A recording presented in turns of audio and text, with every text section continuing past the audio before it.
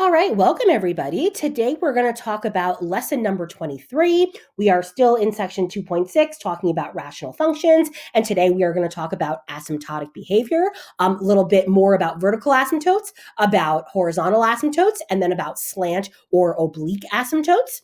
So far we have seen lots of connections between the factors and the terms and what it means graphically. So before we get into the new stuff or the stuff we haven't covered yet about the asymptotes, let's go ahead and review what we have done so far. So take a look at the equation in question here. It's the g function. Notice that I first give it to you in standard form, and then I give it to you in factored form. And again, you would have to be able to go from the first form to the second form using different factoring strategies. Let's go ahead and start. The non-canceling factors in the denominator. So the non-canceling factor of the denominator would, of course, be x plus 2. You would find that factor, set it equal to 0, and then solve. And that is going to give you x equals negative 2. Then in the next column, you are trying to find non-canceling factors in the numerator. So the non-canceling factor of the numerator would, of course, be negative 2x plus 3. You would set that equal to 0. If you subtract the 3 and divide by negative 2, you're going to get x equals 3 over 2, or x equals 1.5. Then you're going to find any canceling factors of the numerator and the denominator, which I think you can see there's an x plus 1 that's common to both. If you go ahead and set that equal to 0, you're going to get a negative 1. And then finally, the quotient of the constant terms. So if you're trying to find the quotient of the constant terms, it's much easier to do from the standard form because it's all multiplied out. So that is going to give you 3 divided by 2. That is, of course, 1.5, and you're going to write that as 0, 1.5. So again, we're going right down the column here in terms of how all the things that are going to be connected. So far, the 4 things that we have found, we now want to make sure we understand what exactly it means in terms of the graph and what exactly we would call it. So starting with the leftmost column, we are talking about the non-canceling factors in the denominator. Turns out that we get an answer of negative 2. Where is that on the graph? Well, that would be right here. So if you have an equation that has a factor in the denominator that does not cancel out, then that is where you're going to have your vertical asymptote. And again, that's a VA for short. And again, everything on this screen we technically have already done, but it never hurts to review. Then for the next column, you were talking about the non-canceling factor of the numerator. So the non-canceling factor of the numerator was 1.5. Where is 1.5 located on the graph? Well, there's a couple of different places, but because this is x equals, you're looking for the location right here. That is where the graph crosses the x-axis. So you could either call it a x-intercept, but more often than not, you will hear it referred to as a 0. And again, another word for the 0 is the x-intercept. Then in the third column, you were talking about the canceling factors of the numerator and the denominator. So here at x equals negative 1, what's happening on the graph at x equals negative 1? Well, you can see that you have an open circle. Remember, the fancy way of saying that is the fact that it is a point discontinuity, which I'm going to call DISC just for short, since I don't have enough room. I'll write it underneath. And then finally, in the last column, you were finding the quotient of the constant terms. You also got 1.5, but whenever you find that quotient, you're going to go ahead and write it as 0, 1.5. So that is located right here. And what does that actually stand for in the graph? Well, that is, of course, the y-intercept. So we technically have done all of this already, but really good to kind of see it all together. What is it called? Where is it on the graph? How do you find it algebraically? So if you weren't already sure how to find each of all these things, now you've got one-stop shopping here on this page. So now let's go ahead and talk about horizontal asymptotes, because even though we've seen them, we haven't really talked about them so far. So first of all, something important that I want to note about horizontal asymptotes. When it comes to horizontal asymptotes, often in calculus, you will hear this described as end behavior. Now, we've only really talked about end behavior in terms of polynomials, up, up, down, etc. This is a completely different kind of end behavior. When we're talking about horizontal asymptotes really only tell you for sure what happens at each end of the graph. So what happens as x goes to positive infinity and what happens as x goes to negative infinity, the two ends, as it were. There are some weird, crazy things that happen in the middle of the graph, even if there is a horizontal asymptote. So again, you will often hear horizontal asymptotes referred to as the end behavior because it really is only 100% true at the ends. And again, the right end would be what happens as x goes to infinity, and the left end would be what happens as x goes to negative infinity. So not too much of a deal for today, but certainly will be tomorrow when we actually go to Graphtown. So take a look at these two examples here, x minus 3 over and x plus 2 over. And what they're asking you to do is first look at the graph. And if you look at the graph, let's notice if there are any horizontal asymptotes. So it's a little bit hard to see, but because they're being drawn as dashed lines, there actually is a horizontal asymptote at each of these places. They're then saying to you, compare the degree of the numerator to the degree of the denominator. So when they're talking about the degree, they are talking about the largest exponent, as long as it's multiplied out in standard form. If it is not multiplied out in standard form, you would have to count up all the x's. So in the first example, you're comparing the x squared on the bottom with the x on the top. And similarly for the second example, this is really x to the first, and this is really x to the first. So if you're comparing the degree of the numerator to the degree of the denominator, you would say that the degree of the numerator, NUM, is less than the degree of the denominator. And again, I like to abbreviate, but you can write the whole thing out if you want. So if the degree of the numerator is less than the degree of the denominator, where do each of these functions have a horizontal asymptote? Well, they all have it at y equals 0. And just to note that y equals 0 is, of course, the x-axis. You might see them referred to by both those names. So that's the first conclusion that we can draw. The second conclusion that we can draw is taking a look at the next two sets. So taking a look at the next two sets, x squared plus 3x over and x squared minus 5x over. If you look carefully at all the dotted lines that exist, I do not see any dotted lines that go from left to right. So you're again being asked to compare the degrees. So that means you're comparing the highest of the numerator and the highest of the denominator. And again, just to clarify here, these are in standard form, which means you're comparing the biggest to the biggest. If it was in factored form, you would have to add all the x's up before you could determine the degree. And again, anytime you see an x by itself, that's technically x to the first. So if you're being asked to compare those degrees, it's the opposite of what happened in the first two. So the degree of the numerator is now greater than the degree of the denominator. And as I mentioned before, as hard as you look at those two graphs, I don't see any dotted lines that go from left to right. So this is the conclusion that no HA horizontal asymptote exists. So if you think about what potentially is another choice of happening, so either the degree of the numerator is less than the degree of the denominator. If the degree of the numerator is greater than the degree of the denominator, so there's only one choice left, and that would be if the two denominators were equal. So now let's take a look at the next set of problems. So again, you're being asked to compare the degrees. You're going to look at the biggest degree in the numerator compared to the biggest degree in the denominator. And then if we look on the graphs for those dotted lines from left to right, I see them here.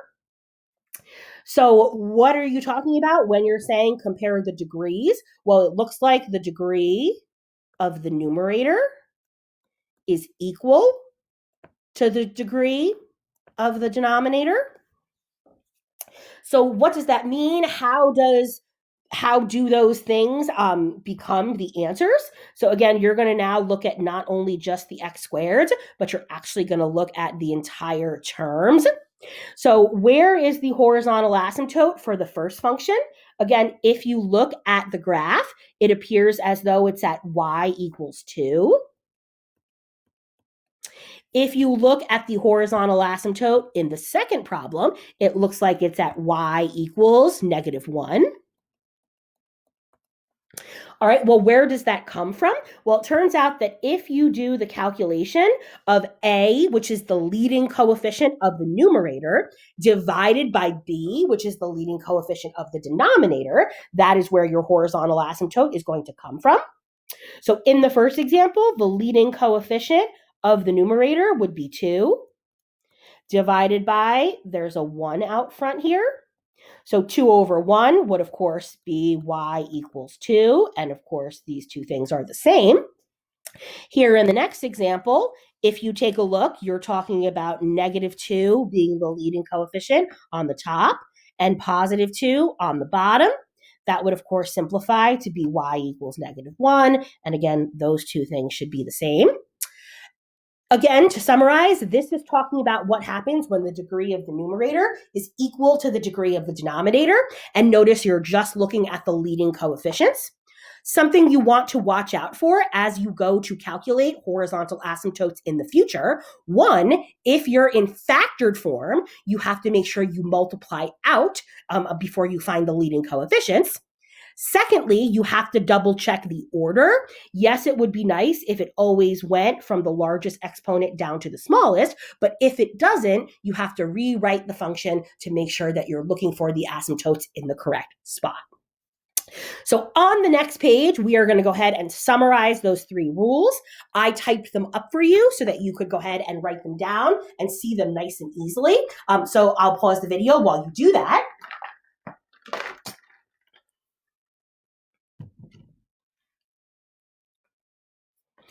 And again, just to summarize, this is everything that we've talked about in the previous examples. Either the degree of the numerator can be less than the degree of the denominator, in which case your horizontal asymptote is at y equals 0. If the degree of the numerator is bigger than the degree of the denominator, there is no horizontal asymptote. And if the degrees are equal, then you have to do y equals the leading coefficient of the numerator divided by the leading coefficient of the denominator. So again, just a nice little summary of what we just went over. And I figured that since my handwriting is pretty messy, it would be nicer to just kind of type those up for you.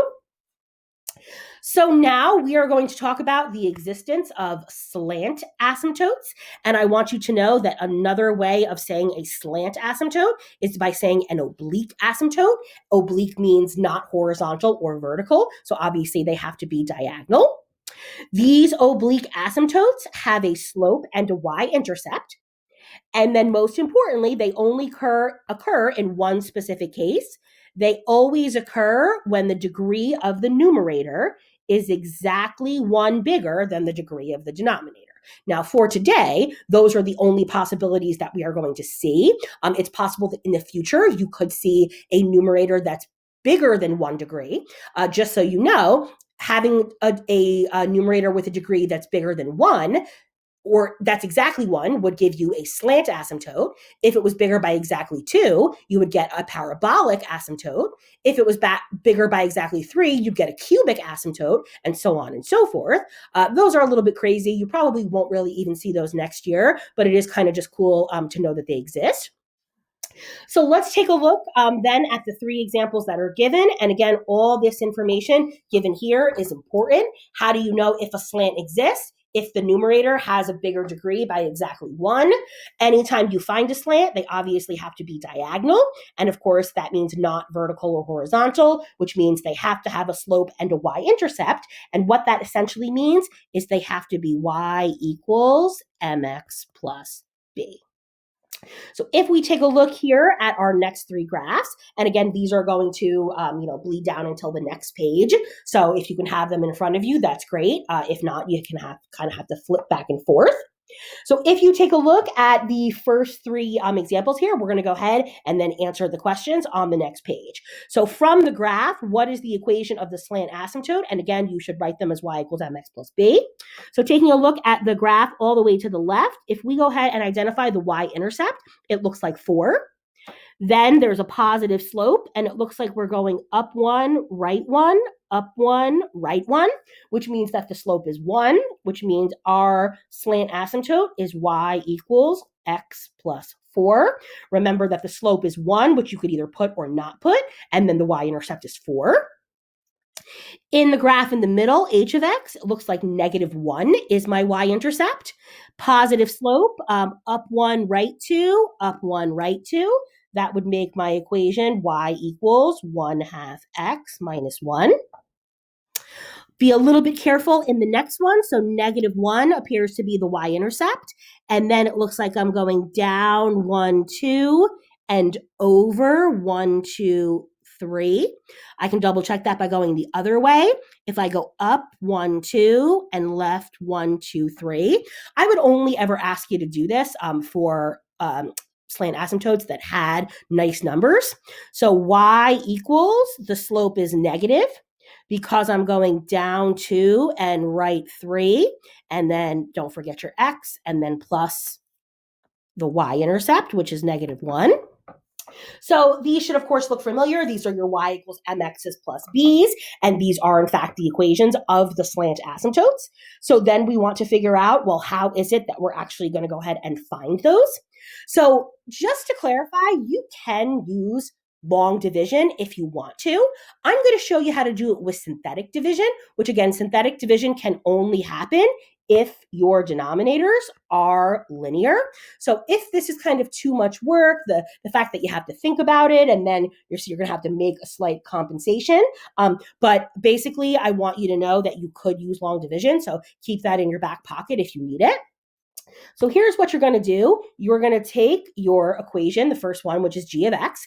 And because we're going to be using synthetic division, you're going to go ahead and start by copying the coefficients. So the coefficients are 1, 3, and 2.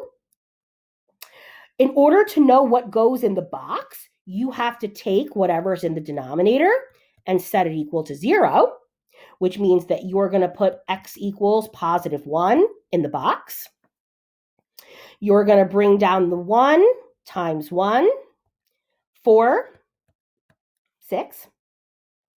So how do you take that information and how do you turn it into the slant asymptote, which is x plus 4? Well, if you look here and you look here and you look here and you look here, turns out that the quotient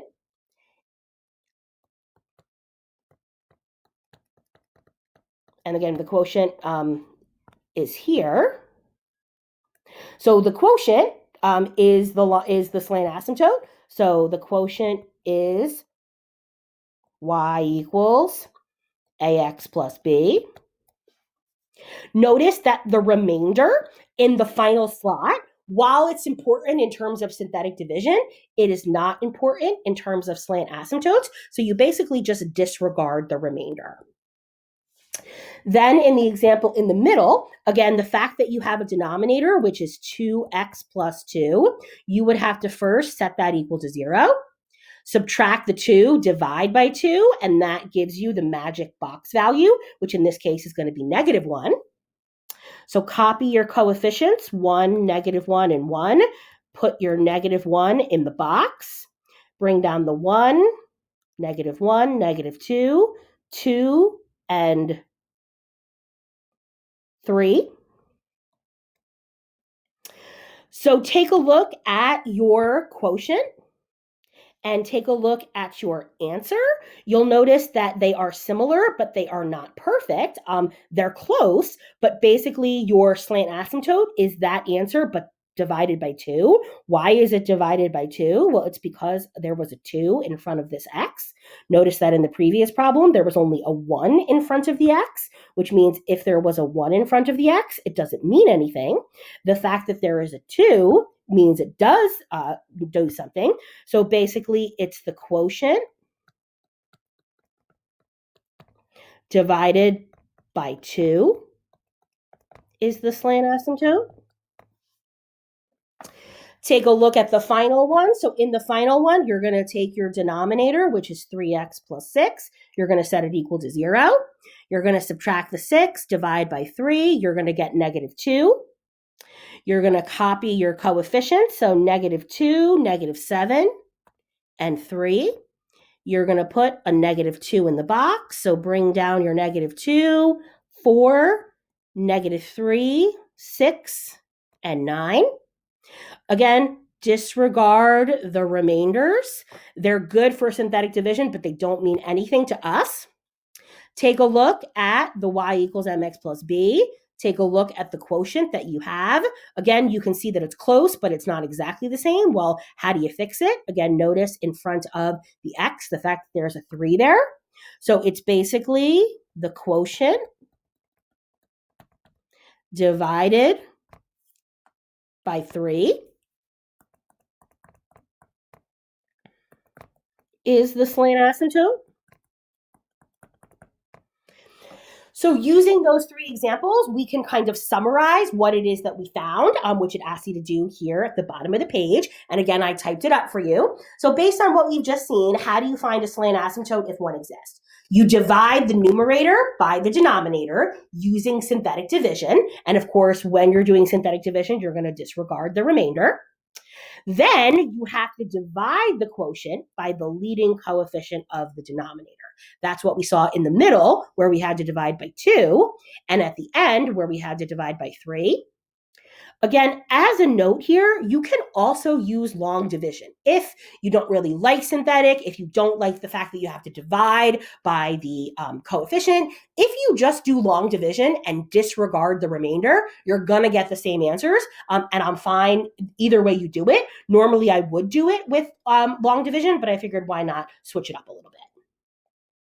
So let's go ahead and then finish here just to make sure that we can, put into action all the things that we found. So for each of the following, determine if there is a slant asymptote or not, give a reason, and then if one exists, you're going to go ahead and find it. So taking a look here at the first example, you're going to compare the degrees. And then let me just go ahead actually and mark those off in all 4 of my examples so I don't have to keep going back and forth. You'll notice that when I get to the third example, because of the fact that it is in factored form as opposed to standard form, I'm going to want to go ahead and think about what it would look like if I was to go ahead and FOIL it out. So if I was to FOIL it out, my leading term would be negative 2x squared. Then I would get my outers and my inners. So I would get a positive 3x if I multiplied these. I would get a negative 4x if I multiplied these. So that's going to be a negative x. And then plus 6. And I'm going to need that for when I do my synthetic division. So again, we're comparing the degree with the degree. So in terms of slant asymptotes, remember, only occur when the degree of the numerator is exactly 1 more than the degree of the denominator.